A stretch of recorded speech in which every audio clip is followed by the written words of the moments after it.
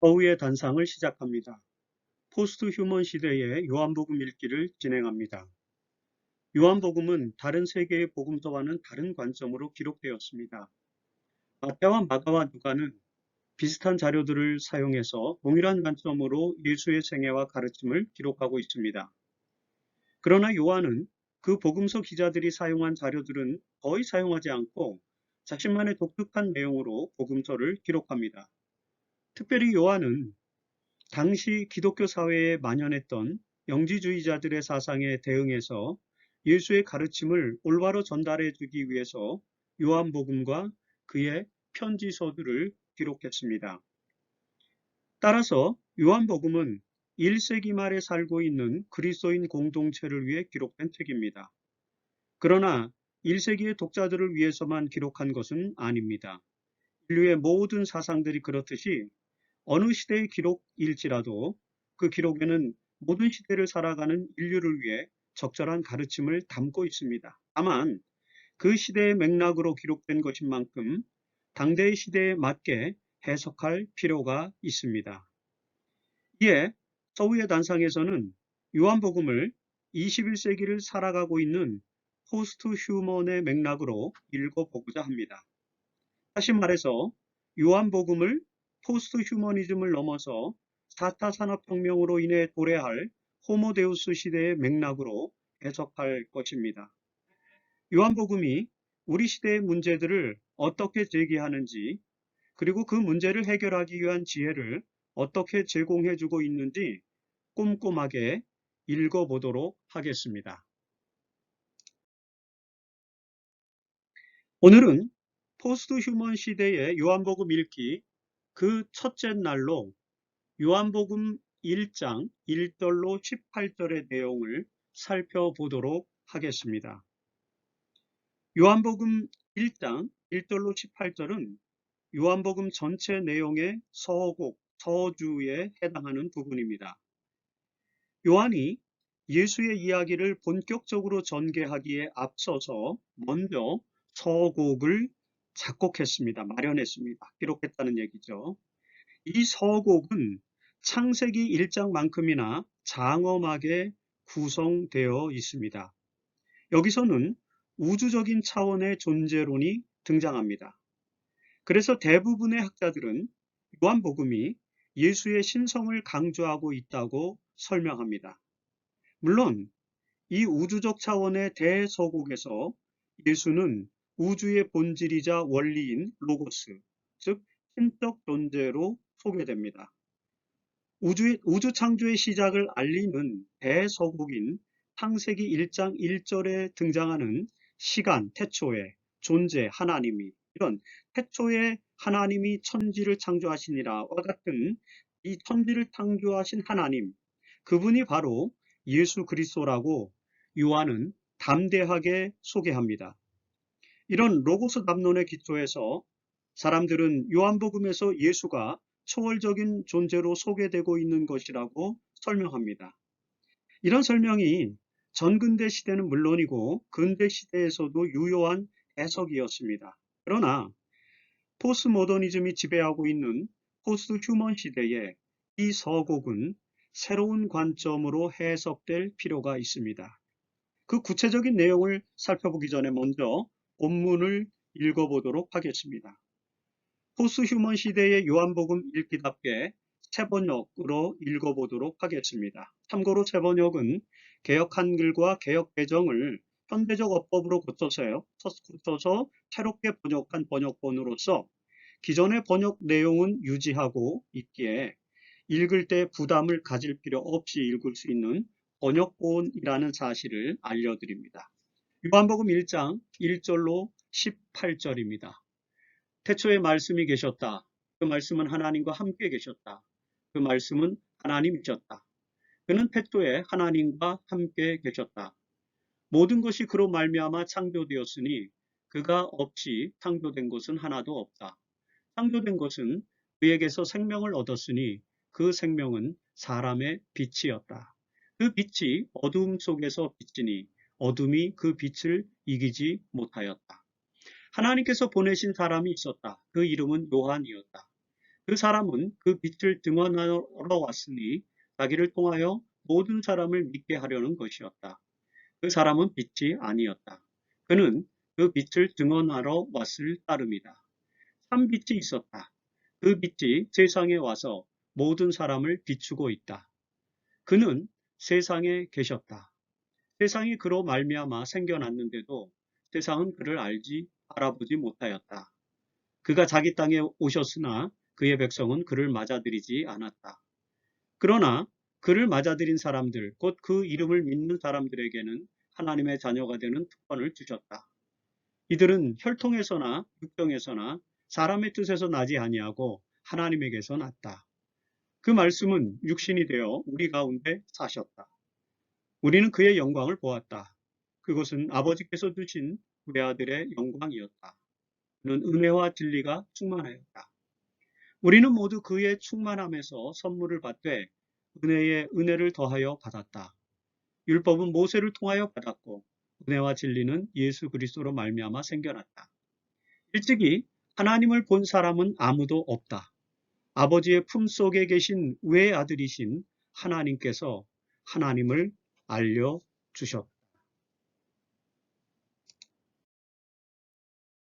자, 이 본문을 분석해서 해석해 보면 다음과 같습니다. 첫 번째, 예수는 로고스이시며 신과 동일한 존재이시라는 것입니다. 요한복음은 예수의 생애와 가르침과 고난에 대한 기록이기 때문에 예수를 당연히 소개합니다. 그런데 첫 시작에 예수를 말씀, 즉 로고스라고 소개하고 있습니다. 많은 요한복음 해석서를 통해서 요한이 예수를 로고스이시며 하나님과 동일한 존재로 소개하고 있다는 사실을 우리는 잘 알고 있습니다. 문제는 여기서 말하는 로고스가 무엇인가 하는 것입니다. 그리스 로마 시대의 로고스는 아주 잘 알려진 철학적 개념이었습니다. 요한이 살던 시대는 스토아주의가 지배하던 시기였습니다. 스토아주의에서 로고스란 만물을 구성하고 지배하는 질서이자 원리를 의미합니다. 스토아주의자들은 우주를 이상적으로 조화된 하나의 유기체로 이해했습니다. 이 우주를 구성하는 원리가 바로 로고스이며 그런 우주의 세계에 관한 우리의 지각과 관념을 이해하게 하는 언어의 본질을 로고스라고 설명했습니다. 우리의 언어의 본질은 우주적 로고스의 반영인 것입니다.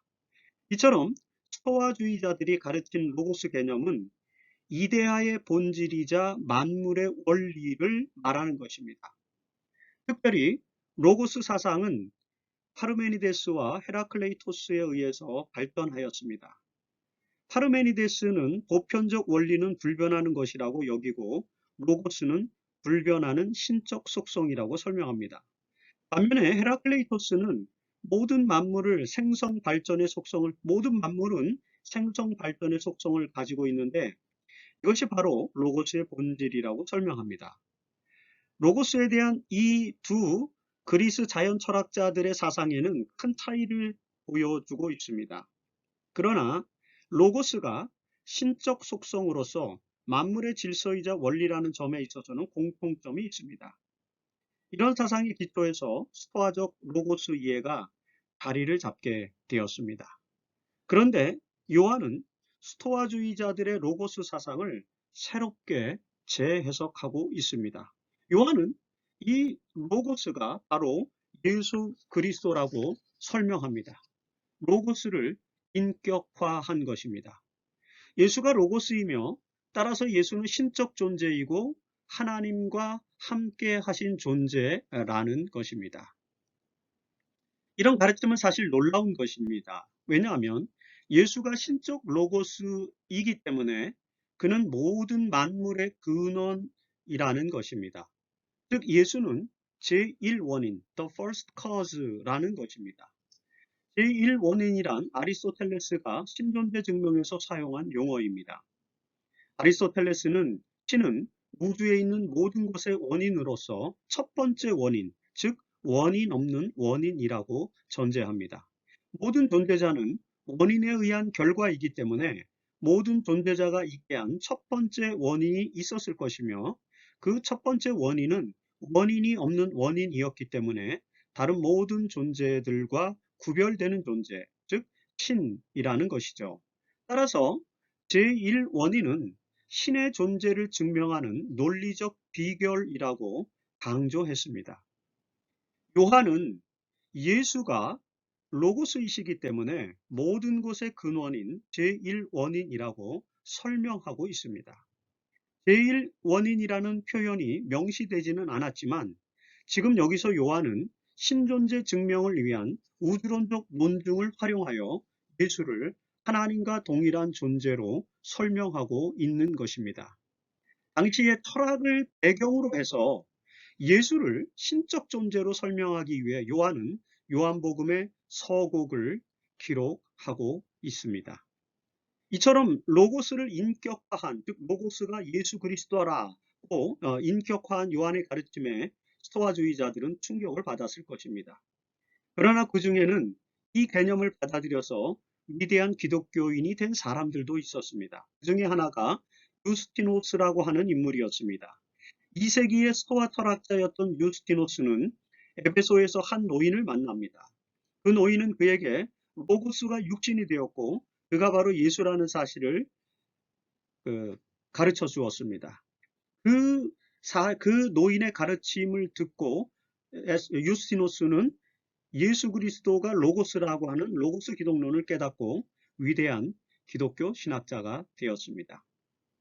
3세기에 오리게네스는 이 내용을 토대로 로고스 기독론이라고 하는 이론을 만들었습니다. 예수는 신적 로고스로서 육화되었기 때문에 하나님과 동일한 존재라고 설명했습니다. 예수 그리스도는 하나님의 로고스, 신적 로고스의 발현이다라고 이렇게 이해를 한 것입니다.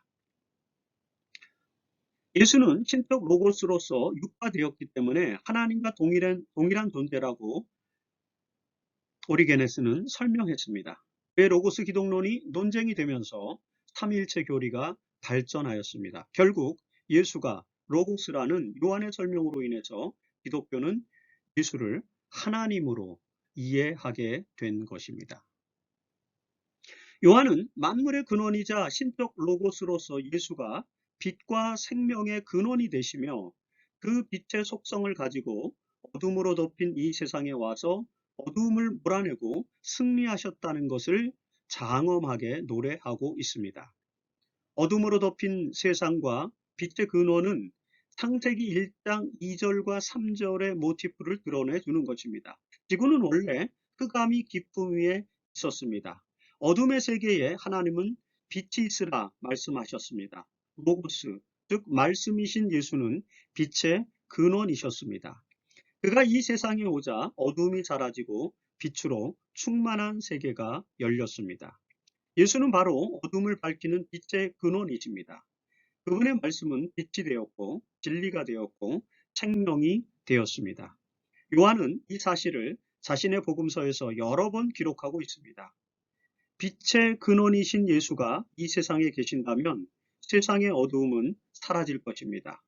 오늘 우리의 사회에서 어두움의 요소들이 있다면 그건 바로 빛의 근원이신 예수 그리스도가 존재하지 않기 때문인 것입니다. 포스트 휴먼 시대는 위기의 시대이며 어두운 전망으로 인해 혼란한 시기입니다. 이 세상이 어둠과 혼란으로 덮여 있다면 그것은 바로 빛의 근원이신 예수의 존재가 부인되고 있기 때문입니다. 어떻게 부인되고 있는지는 계속된 말씀을 통해서 이해할 수 있습니다. 요한복음의 서곡에서 가장 중요한 내용은 바로 이 말씀, 요한복음 1장 14절에 있는 말씀인데 그 말씀이 로고스가 육신이 되어 플래시가 되어서 우리 가운데 사셨다라는 기록입니다. 이 말은 신적 로고스이신 예수께서 인간이 되어 이 세상으로 내려오셨다는 것입니다. 요한은 하나님이 인간이 되었다고 설명하기 위해서 로고스가 육신이 되었다고 설명하고 있습니다. 이 표현은 스토아주의자들은 물론이고 영지주의자들을 매우 불쾌하게 만들었을 것임에 틀림없습니다. 당시의 철학자들은 이원론의 기초에서 영혼은 선하고 육체는 악하다고 생각했습니다. 신적 로고스는 도덕적 질서이자 원리이기도 하기 때문에 선한 것입니다. 따라서 악한 육신이 될 수는 절대로 없었지요. 그런데 요한은 로고스가 육신이 되었다고 말하고 있습니다. 선한 영혼과 악한 육체의 이원론적 사고를 전혀 개의치 않고 영혼과 육체가 선과 악이 교환 가능한 대상임을 설명하고 있는 것입니다. 신적 로고스가 육체가 되었기 때문에 육체는 악하다고 말할 수 없게 되었습니다. 요한은 바로 그것을 가르쳐 주고자 한 것입니다. 영혼이나 육체를 선악의 이분법으로 이해해서는 안 된다는 것이죠. 여기까지가 요한복음을 해석하는 해석자들의 해석입니다. 그런데 요한의 기록에는 매우 의미 있는 내용이 추가되어 있습니다. 그것은 육신이 되신 로고스가 우리 가운데 사셨다라는 표현입니다. 신이 인간이 되어 이 세상으로 내려오셨고 인간이 되신 신은 이제 이 세상에서 우리와 함께 사신다는 것입니다. 즉 신이 더 이상 하늘에 계신 것이 아니라 이 세상에 계신 것입니다. 신은 더 이상 초월적인 존재가 아니라 인간과 같은 존재가 되신 것입니다.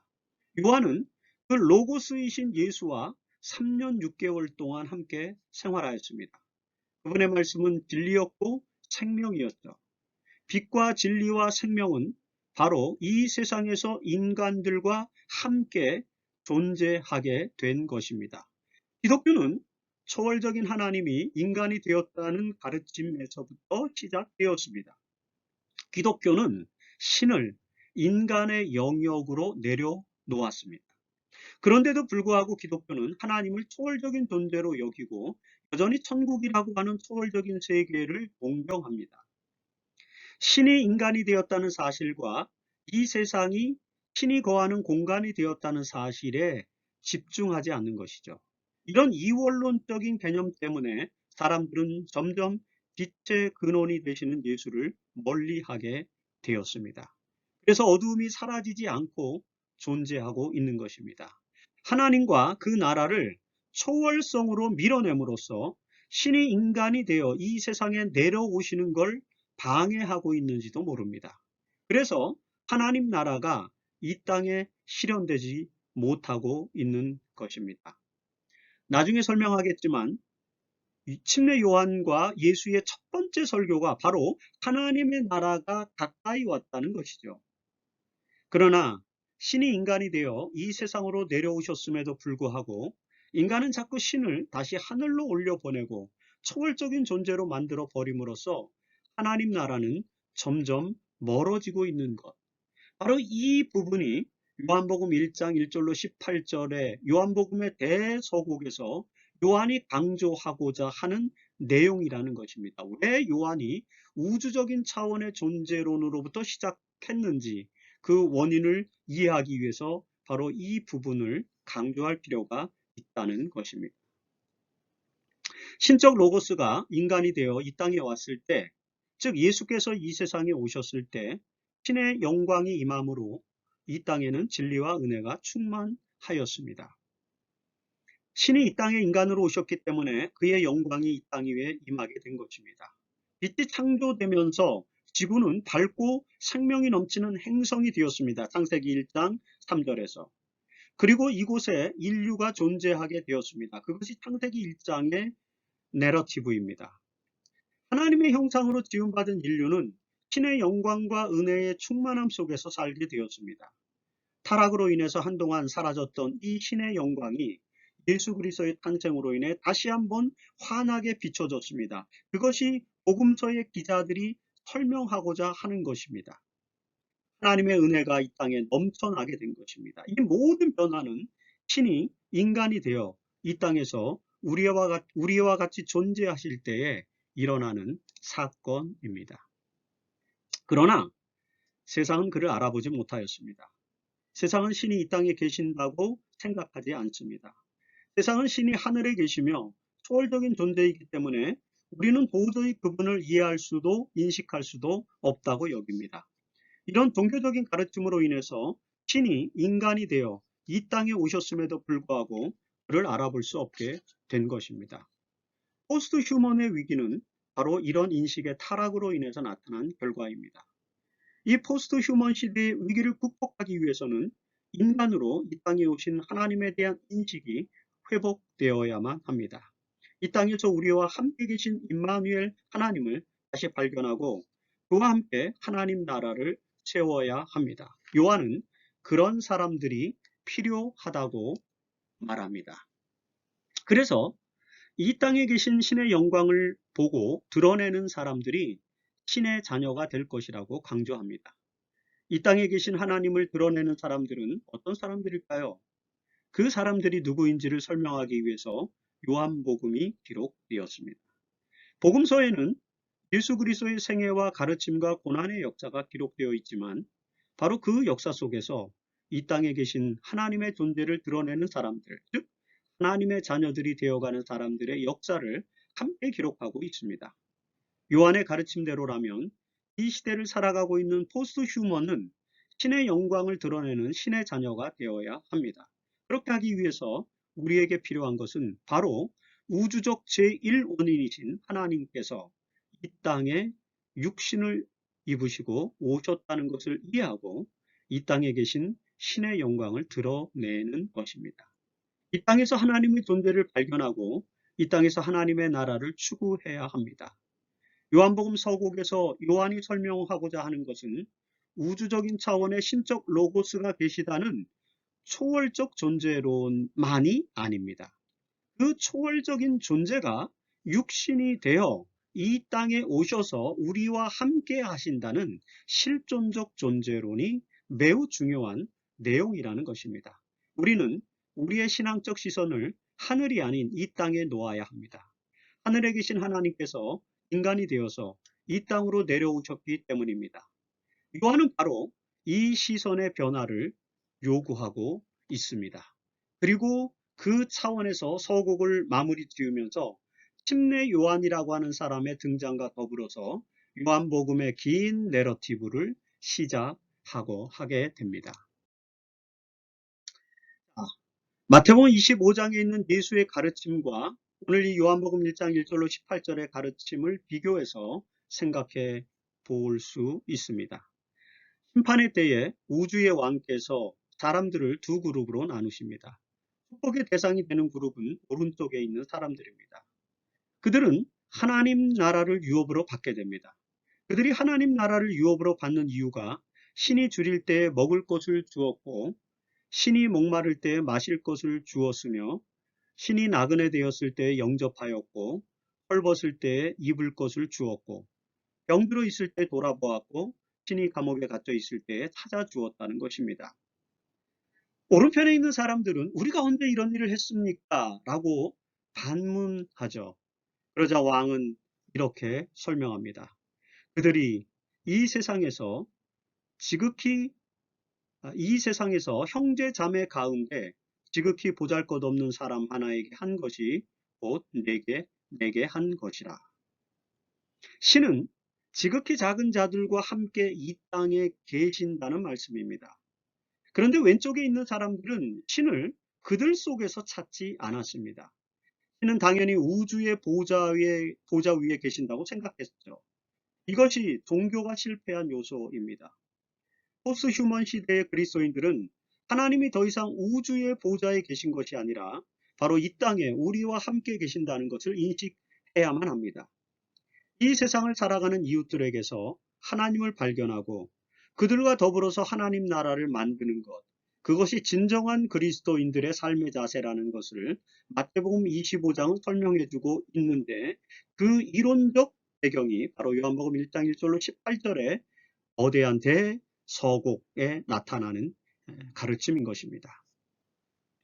이 세상을 살아가는 이웃들에게서 하나님을 발견하고 그들과 더불어서 하나님 나라를 만드는 것, 이것이 바로 우리가 가져야 될 사명이라는 것을 말씀하고 있는 것입니다.